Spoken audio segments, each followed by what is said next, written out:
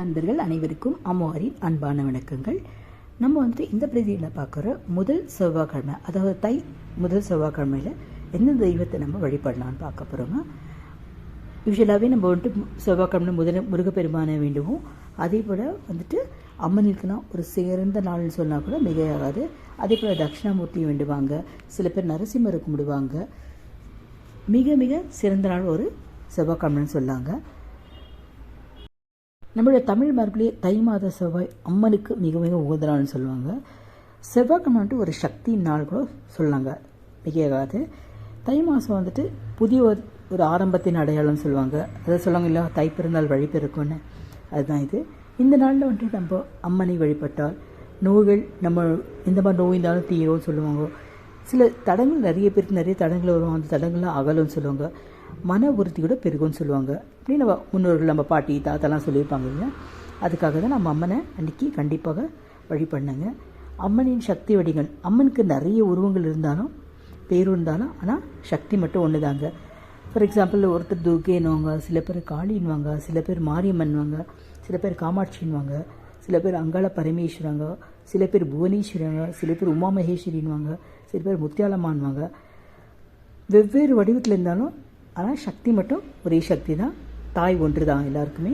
அதே போல் அம்மாவோட கருணையும் கடல் போன்றது.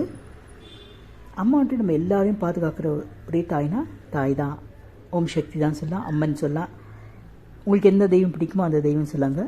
இந்த வழிமுறை இன்றைக்கி பூஜை எப்படி செய்யலான்னு பார்த்தா, அன்றைக்கி பெண்கள் நல்லா குளிச்சுட்டு, அன்றைக்கி மிக மிக முக்கியமானது நம்மளுக்கு ரெட் கலர் ட்ரெஸ், அதாவது சிகப்பு கலர் துணி போட்டால் நல்லதுன்னு சொல்லுவாங்க. ட்ரெஸ்ஸஸோ சாரியோ நீங்கள் என்ன உடுத்துறீங்களோ அது உடுத்திக்கினா ரொம்ப நல்லது. சில பொருட்கள் நம்ம கோயிலுக்கு நம்ம தானமாக கொடுத்தா நல்லது, இல்லை கோயில் எடுத்துகிட்டு போய் கொடுத்தா பூஜைக்கு கொடுத்தாலும் ரொம்ப நல்லதுன்னு சொல்லுவாங்க. அன்றைக்கி நம்ம எலுமிச்சை, வேப்பிலை, குங்குமம் கோயிலுக்கு கொடுக்கலாங்க. நம்ம தானம் கொடுக்குறோம் இல்லை பிரசாதமாக கொடுக்குறோன்னா அன்றைக்கி எலுமிச்சை சாதம் கொடுக்கலாம், ரொம்ப ரொம்ப நல்லதுங்க. அதே போல் அன்றைக்கி சுண்டல் செய்து கூட நிறைய பேருக்கு நம்ம பிரசாதமாக கொடுத்தா நல்லது. அம்மனுக்கு விளக்கு ஏற்றி வழிபட்டாலும் நல்லதுங்க. நம்ம வீட்டுக்கிட்ட எந்த அம்மன் கோயிலுக்கோ அன்றைக்கி போயிட்டு நெய் விளக்கோ இல்லை எண்ணெய் விளக்கோ ஏற்றுறது ரொம்ப நல்லது. அப்படி நம்ம ஒரு காலம் நம்மளால் போக முடியலனா கூட நம்ம வீட்லேயே கூட நம்ம விளக்கு பொருத்தி அம்மன்ட்டு ஏதாச்சும் ஒரு நைவேத்தியத்தை வச்சு பூஜை பண்ணுறது ரொம்ப நல்லதுங்க. இந்த மாதிரி பூஜை செய்யறதுனால குடும்ப நலம் பெறும். அதாவது கணவன் மனைவி நல்லா இருக்கும்னு சொல்லுவாங்க. வீட்டில் இருக்க அனைவருக்கும் சந்தோஷம் ஏற்படும் சொல்லுவாங்க பெரியவங்க. அதனால தான் இந்த மாதிரி பூஜையெல்லாம் கண்டிப்பாக செய்துங்க. ஒரு சின்ன கதை எங்கள் பாட்டி சொல்லுவாங்க. ஒரு காலத்தில் அதர்மம் தலை தூக்கிய பொழுது தேவர்களே திகைத்து போயிட்டாங்களாம். என்ன பண்ணுறது? அப்போ தான் அம்மன் தோன்றி அந்த அசனை நிலைத்து தர்மத்தை நிலைநாட்டினான்னு சொல்லுவாங்க பாட்டி. அந்த கதை இப்போ ஞாபகம் வந்ததுங்க. அதனால தான் நம்ம அம்மன் வழிபாடு நம்ம என்ன கொடுக்கணும், நமக்கு தைரியத்தை கொடுக்கும், அதே போல் வெற்றியை கொடுக்கும். நமக்குள்ள வெற்றியும் தைரியத்தையும் நிறையவே ஊட்டும் அம்மனுடைய வழிபாடுன்னு சொல்லாங்க. அன்றைக்கி நம்மளால் முடிஞ்ச அட்லீஸ்ட் ஒரு 108 தடவை என்ன அம்மன் உங்களுக்கு பிடிக்குமோ அந்த அம்மனுடைய நாமத்தை உச்சரிக்கிறது ரொம்ப நம்ம நல்லதுங்க.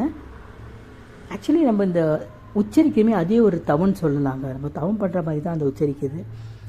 உங்களுக்கு பிடிச்சா ஓம் துர்கையே நமகான்னு சொல்லலாம், இல்லை ஒரு காளியே நமகான்னு சொல்லலாம், இல்லை பரமேஸ்வரியே நமகான்னு சொல்லலாம், மாரியம்மா தாயே நமகான்னு சொல்லலாம். உங்களுக்கு எது மனசுக்கு பிடிக்கிறோ அது ஒரு 108 தடவை சொன்னால் ரொம்ப நல்லதுங்க. அப்படி 108 தடவை உங்களால் முடியலன்னா கூட அட்லீஸ்ட் ஒரு 11 முறையாவது கண்டிப்பாக அன்றைக்கி நம்ம சொல்கிறது ரொம்ப நல்லதுங்க. இந்த மாதிரி நம்ம நாமத்தை சொல்கிறதுனால நம்ம கவலை கூட போயிடும்னு சொல்லலாங்க.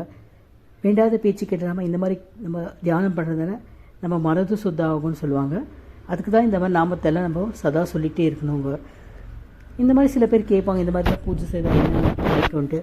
அந்த மாதிரி நம்ம செய்தோம்னா நிறைய பேருக்கு குழந்தை பாக்கியம், குழந்தை கிடைக்கும். சில பேர்கிட்ட நோய்கள் இருக்கும், நோய்கள்லாம் தீரும் சொல்லுவாங்க. வீட்டில் சாந்தி நிலவும்னு சொல்லுவாங்க. நிறைய பேர் திருமண தடையெல்லாம் இருக்கும், அந்த தடையெல்லாம் அகலும்னு சொல்லுவாங்க. அம்மனை நம்பிக்கையோடு நம்ம பூஜை செய்யணுங்க. எந்த ஒரு பூஜையாக இருந்தால் நம்ம பரிபூர்ணமாக நம்பி பூஜை செய்தால் கண்டிப்பாக வெற்றி நிச்சயங்க. செவ்வாய்க்கிழமை ஒரு நாள் மட்டும் இல்லைங்க, அம்மனுக்கு ஏற்ற நாள்னு சொல்லாங்க. அதே போல் நம்மளுடைய துயரங்களை அம்மன்ட்டு ஒப்படைக்கிற ஒரு நாள் கூட சொல்லலாம். நம்ம என்ன கஷ்டமாக இருக்கணும் மனசில் போயிட்டு, அம்மா எனக்கு இந்த கஷ்டம் இருக்குது, நீ தான் காப்பாற்றணும்னு வேண்டிக்கிற நாள் கூட அந்த நாளில் நம்ம சொல்லாங்க. என்னோடய கஷ்டத்தில் உன் பாதத்தில் வைக்கிறேன் அம்மான்னு சொல்லிட்டு நம்ம மனதார வேண்டிட்டு ஒரு விளக்கு போர்த்துனா கூட போகிறோங்க. இன்கேஸ் உங்களால் எந்த பிரசாதமும் செய்ய முடியலனா கூட பரவாயில்ல, விளக்கு பொருத்தி மனதார வேண்டிக்கிட்டிங்கன்னா உங்களோட வேண்டுதல் அத்தனை வேண்டுதலுமே கண்டிப்பாக நிறைவேறுங்க. அதே மாதிரி இந்த பிரதியை பார்க்குற அத்தனை பேருக்குமே அம்மனோட அருள் பரிபூர்ணமாக கிடைக்கட்டும். எல்லோரும் சந்தோஷமாகவும் கௌரவமாக நிம்மதியாக இருக்கணும்னு வேண்டிக்கிறேங்க. இந்த காணொலி உங்களுக்கு பிடிச்சிருந்ததுனாக்கா ஒரு லைக் செய்யுங்க, கமெண்ட் செய்யுங்க. கமெண்ட்டில் ஓம்